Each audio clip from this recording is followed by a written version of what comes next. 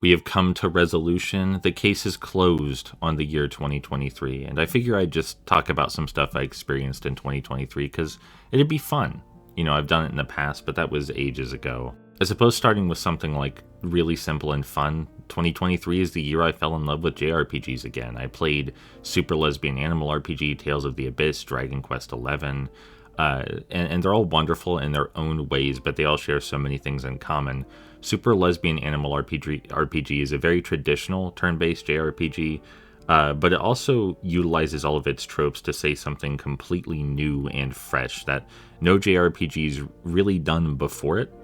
And it's a perfect example of how idealism can be mature and thoughtful, which is something I've always loved about JRPGs.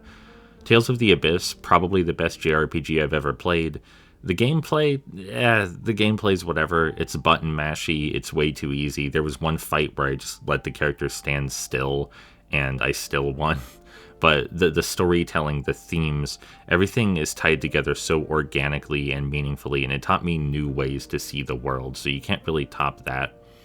And then Dragon Quest XI, it feels like its mission is to be the most JRPG to ever JRPG. It feels like an NES game in gameplay and storytelling. There's nothing else like Dragon Quest anymore. And all of them are wrapped up in fantasy adventure, and I really, really love fantasy adventure so much. I don't know why it took me until just these last few years to pin down how much I love traditional fantasy, but the magic, the sorcery, the power of love, the journeying out with a party of ragtag heroes to save the world from destruction. It's fun stuff. I really, really like it. This is the year I started dating my boyfriend Chris, and he has many different perspectives from my own, which actually just made our bond stronger and helped me become a better person. I did not understand how valuable it was to be in intimate relations with someone who has different perspectives from you. It showed me a lot, because early on we would regularly get in arguments, and I'd be like, well, this doesn't feel right. This isn't lining up with how I want to interact with people. And it forced me to examine myself and change the way I approach philosophical disagreements, among many other things. He's been the catalyst for so much growth. And I've seen him change a lot too, and I really can't thank him enough for all he's done for me. 2023, I suppose you could also say it was the end of My Little Pony G5, and oh boy, what a mess G5 was. And I was there for all of it. I was determined to be there for all of it. I was there for all of it. A New Generation, the thing that blows me away the most is that the movie which started this all, A New Generation, everyone loved it. Everyone being hyperbole, of course, but so many people loved it. It brought so many new fans on board. So many old fans were back. There was so much art. There was so much hype. And then Make Your Mark just flubbed all of it right out of the gate. The writing style for Make Your Mark was completely different from A New Generation. It felt like from beginning to end, Make Your Mark had almost no idea what to do with the characters and setting that A New Generation set up. There were some highs, but almost none of them had anything to do with the New Generation itself, and I think that's why so many people dropped off and why Make Your Mark and G5 in general flopped so badly. Tell Your Tale is still supposed to be ongoing, of course, but people seem to have lost interest in Tell Your Tale in general after the resolution of Make Your Mark, so I have no idea how that's going to go. And because G5 lost track of its own identity, they leaned super heavily into G4 pandering, and it was just a mess. It was just an absolute mess all around. This was also the year I moved house, and I'm very grateful for that. I have a room now. It's a nice room, and I like being able to display my things. It's very it's very material, I suppose, to be like, oh, I can display my nice things now. But I like looking at them. They're pleasant to look at. That's why I have them. And having a place that's my own to just, sit in here, enjoy the quiet, be in solitude. It's very pleasurable, even for someone as social as I am.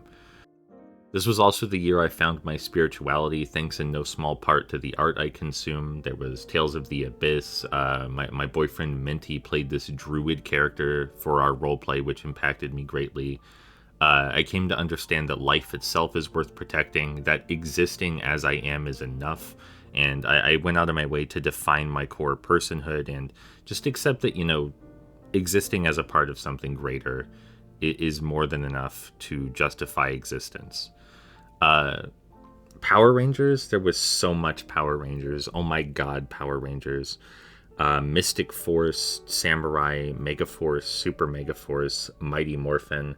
I'm sure I'm forgetting one somewhere.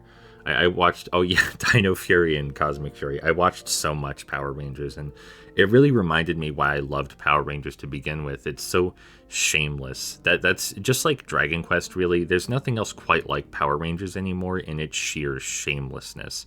Too much art is trying to be super dignified and is afraid to just be what it is, with no compromise. But Power Rangers is goofy through and through. A lot more folks showed up to talk on my Discord.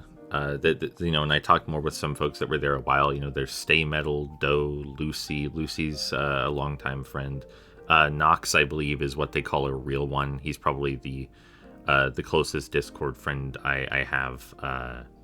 My friend Adam, who I've known for some years now, also joined the Discord to talk about RPGs and stuff. It's just nice to have a variety of perspectives and people sharing those perspectives without any animosity toward one another, which is extremely rare in online spaces. And it just feels good to have that and to facilitate that.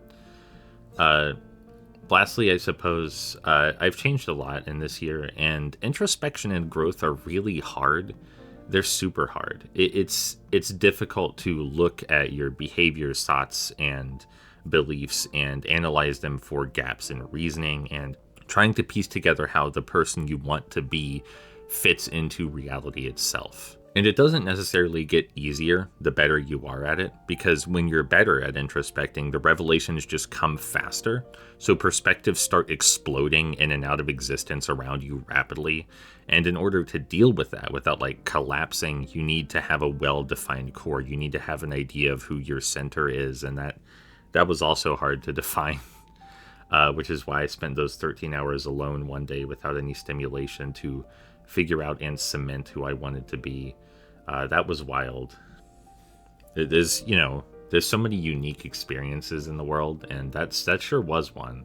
I've never felt anything like that before. And I suppose there's no reason not to be optimistic for 2024, right? People create what they see in the world, so I'll try to create something positive and pleasant and wonderful with what I see.